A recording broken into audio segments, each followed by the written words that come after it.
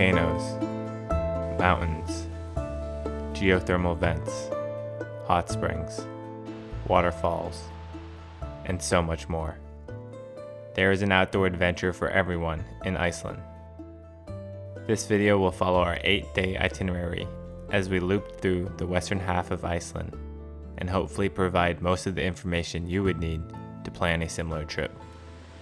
I would specifically recommend this itinerary to any first or second time visitors who are looking to strike a balance between visiting Iceland's most popular natural attractions, but also some of the more remote areas generally accessed only by locals and frequent visitors.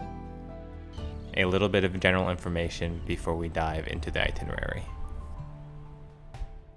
To drive on the mountain roads of this itinerary, rental car companies require you to rent a 4x4. 4x4s are significantly more expensive than two-wheel drive cars, but the experience of driving the Highlands is worth it. The very cheapest 4x4 rental we could find was for $860 for 8 days through Blue Car Rental. We saved almost $800 off of our original booking price by checking the website weekly for price decreases. We ended up with a 130,000-mile manual diesel 2017 Dacia Duster, but it did the job and handled all of the terrain very well.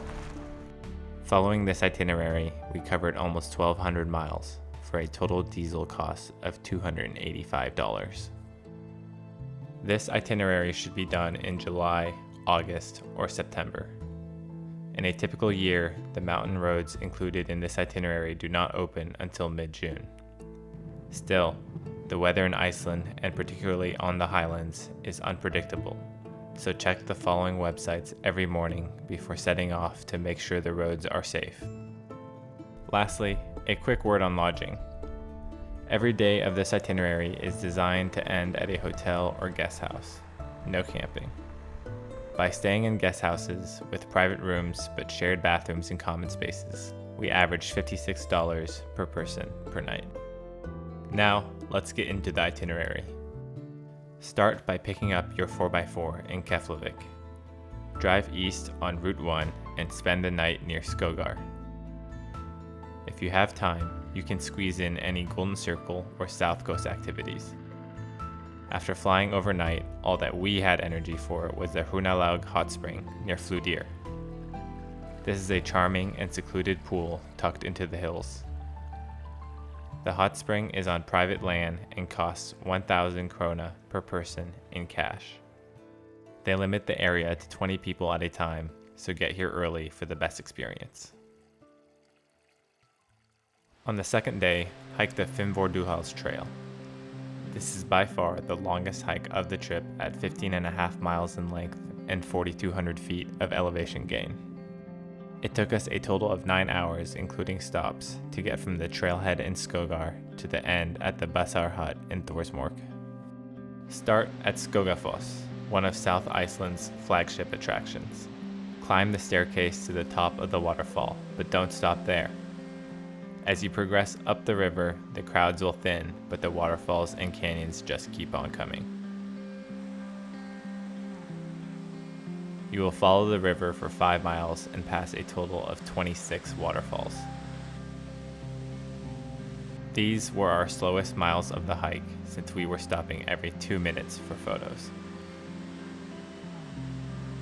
Eventually, you will cross the river and continue ascending into the mountains. We were in a thick cloud for the entire middle portion of the hike, so unfortunately, we did not experience many views firsthand. 8.5 miles in, you will reach the Baldvinsgali hut, where we stopped for lunch. The Fimmvörðuháls trail passes between the two glaciers of the region. You will cross snowfields and hike through loose volcanic soil.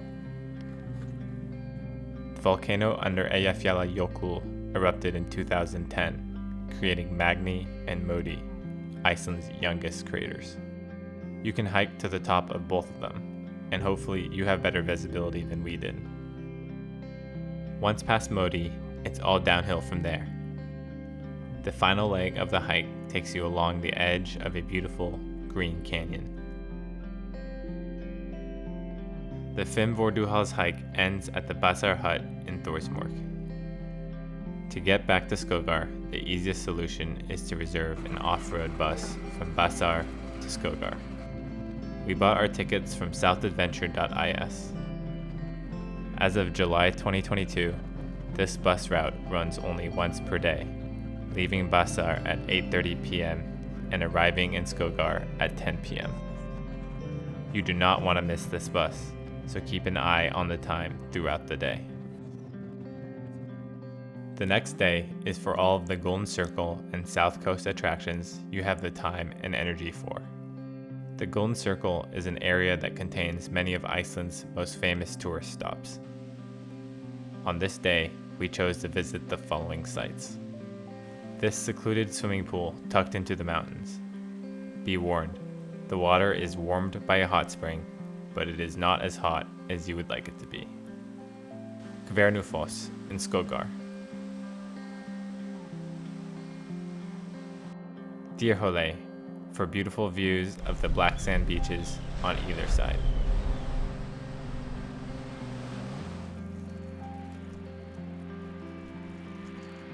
Seljalandsfoss, a waterfall you can walk behind.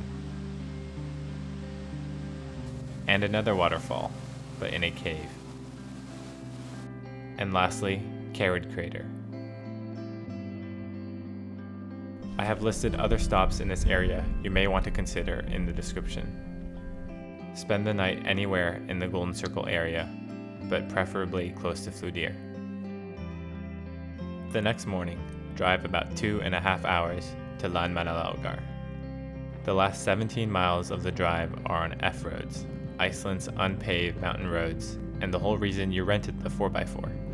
I found driving on the dirt roads to be endless fun. It really adds to the adventure as you get deeper and deeper into the Highlands. Eventually, you will come upon Landmannalaugar. Landmannalaugar is unmistakable for its colorful rhyolite mountains. We did the 6.4 mile loop to summit both Mount Blönduós and Mount Brennisteinsalda, which covers 2,000 feet of total elevation gain. Mount Blönduós is known as the Blue Peak, and Mount Brennisteinsalda is known as the Sulphur Wave. You'll pass some sulfuric vents on your way up Mount Brennisteinsalda. If both peaks sound like too much, choose one and you will still get awesome views.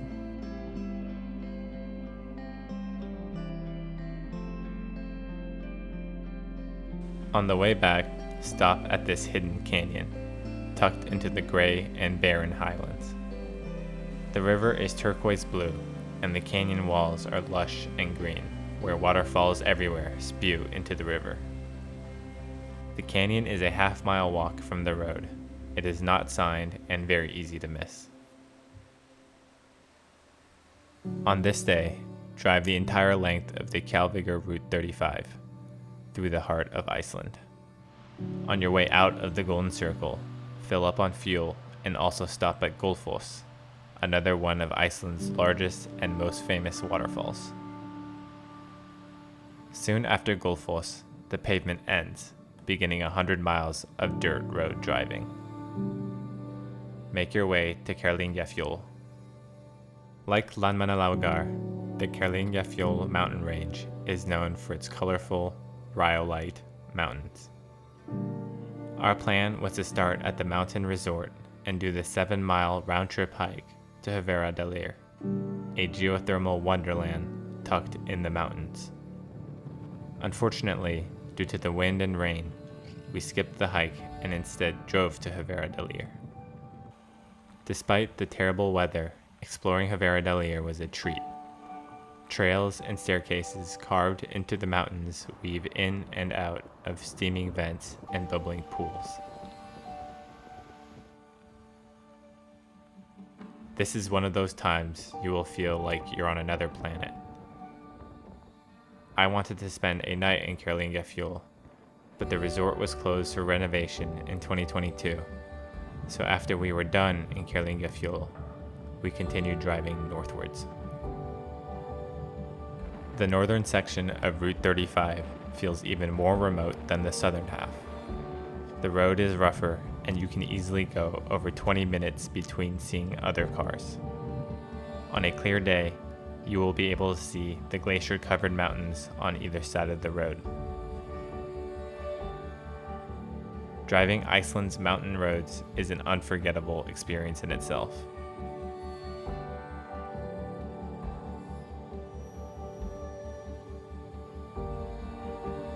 Eventually, you will intersect the ring road and reconnect with civilization.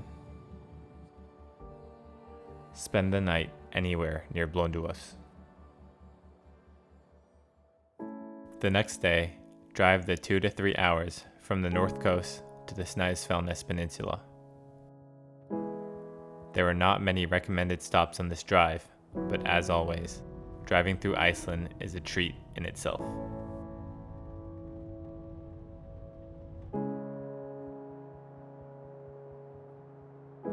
There is so much to do and see on the Snæfellsnes Peninsula. In counterclockwise order, here is what I would recommend. Stykkishólmur is the largest town on the peninsula. Climb to the lighthouse in the harbor to overlook this colorful fishing town.